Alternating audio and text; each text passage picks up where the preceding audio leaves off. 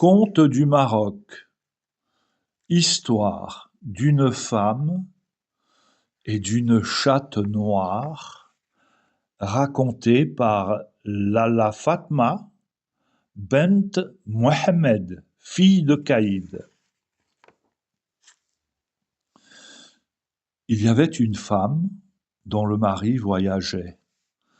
Cette femme avait adopté une jolie petite chatte noire qui lui tenait compagnie, qu'elle chérissait de tout son cœur et qui dormait dans ses bras. Mais cette petite chatte, le soir venu, lorsque sa maîtresse était endormie, se levait sans bruit, car c'était une génia.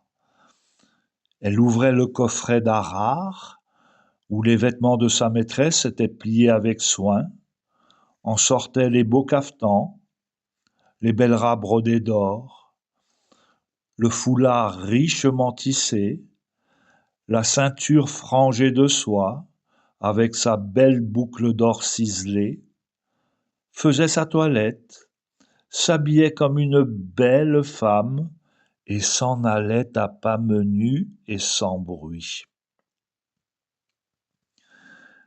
Elle ne rentrait qu'un peu avant la prière du Fajr, que le Moudin crie pour annoncer le jour.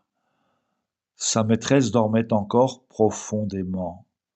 Elle se déshabillait alors rapidement, mettait tout en ordre, plaçait une pièce d'or près de la tête de la dormeuse et se pelotonnait contre elle en ronronnant comme une vraie belle petite chatte noire. Le matin, quelle n'était pas la surprise de la dame en trouvant régulièrement la belle pièce d'or. Mais une curiosité sans égale s'empara d'elle, si bien qu'un soir, feignant de s'endormir, elle surveilla le manège de sa chatte. Elle la vit alors se parer et se farder magnifiquement, puis quitter la maison. Aussitôt, elle courut à la cuisine, prendre le haïk sale et les belles râpes de sa servante pour n'être pas remarquée, et la suivit.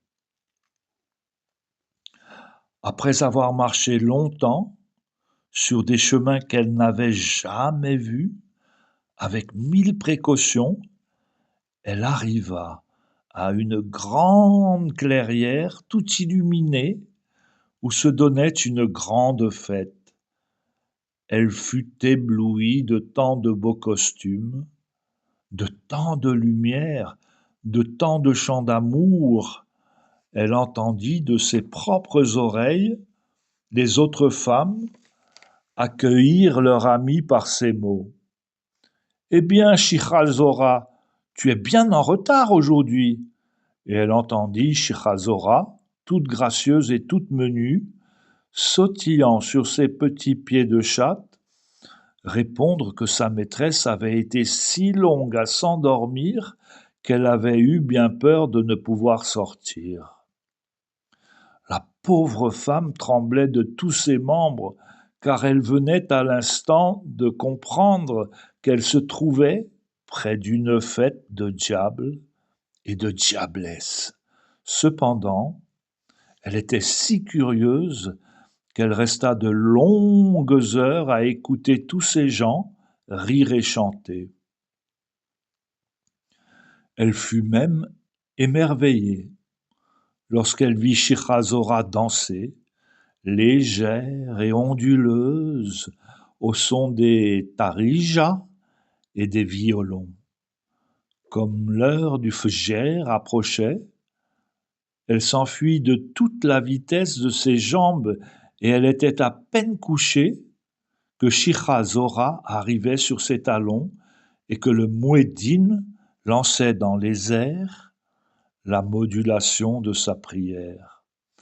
Les yeux presque fermés, étouffant les battements de son cœur, de ses deux mains appuyées sur sa poitrine, elle admira la rapidité avec laquelle son amie Génia reprenait sa forme de chatte, enfermait les précieux vêtements et, se couchant près d'elle, se mettait à ronronner de plaisir. Le matin, de très bonne heure, le mari, qui voyageait, arriva chez lui sans s'être annoncé. Il trouva sa femme endormie, avec une petite chatte noire dans ses bras. Il vit aussi la pièce d'or à côté de l'oreiller de la belle endormie, et cela lui fut fort désagréable, car il s'imagina qu'en son absence, sa femme descendait dans la rue, et que c'était là le prix de la trahison. Pour faire passer sa colère, il se mit à tout casser dans la maison. La pauvre femme, ainsi brutalement réveillée, crut qu'en racontant la vérité à son mari, elle apaiserait son courroux. Mais elle n'eut pas le temps d'achever son récit. La chatte, en fureur, lui sauta à la figure, la griffa et l'aveugla en lui disant « Curieuse, et qui plus est, bavarde, voilà ta punition !» Puis elle disparut comme par enchantement.